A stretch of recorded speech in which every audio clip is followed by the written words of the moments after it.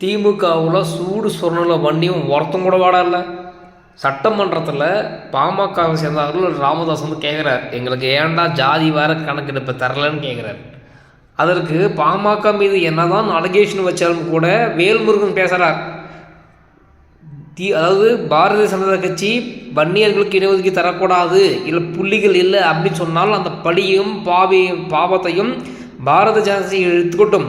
திமுக சமூக நீதி என்ற கட்சி ஏன் அது சொல்லணும் அப்படின்னு வேல்முருகன் கேட்குறார். திமுகவோட கூட்டணி இருக்கக்கூடிய வேல்முருகன் கேட்குறார்.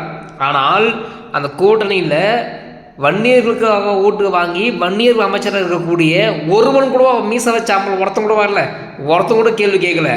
இந்த வன்னியருக்கு எதிராக அதே திமுக கூட்டத்தில் கூட அப்பாவும் பேச மறுக்கிறார். சபாநாயகர் இருக்கக்கூடிய அப்பாவு பேசுவதற்கு நேரம் தரல. அதே மாதிரி அதே கட்சியில் சட்டத்துறை அமைச்சராக இருக்கிறவன் வன்னியர்களுக்கு தான் தீர்மானம் போடுறான். அங்கே இருக்கிற ஏவாவில் எதிராக இருக்கான். அப்போ இவனுங்கெல்லாம் சோத்து உப்பு போட்டு தர்றானுங்க. இந்த வன்னியன் அந்த கட்சியில் இருக்கிற வன்னியன் ஒருத்தங்க கூட சூடு சொல்கிறான், நாதி நரம்பு எதுவுமே இல்லாமல் செத்து பணமாகறான்றதான் ஒரு கேள்வியை வைக்கிறேன்.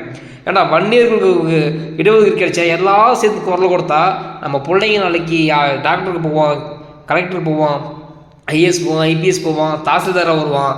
ஆனால் இதெல்லாம் கேட்காம உங்களுக்கு வந்து இந்த வன்னியை வந்து குடிச்சு நாண்டு சாகணும், இந்த குடும்பமெல்லாம் அடிஞ்சு பழஞ்சோர போகணும்னு நினைக்கிறீங்க பார்த்தீங்களாடா. உங்களை மாதிரி வன்னி இருக்க வரைக்கும் இந்த வன்னியை கடைசி வரைக்கும் மயிரை பிடி தான் போவான்.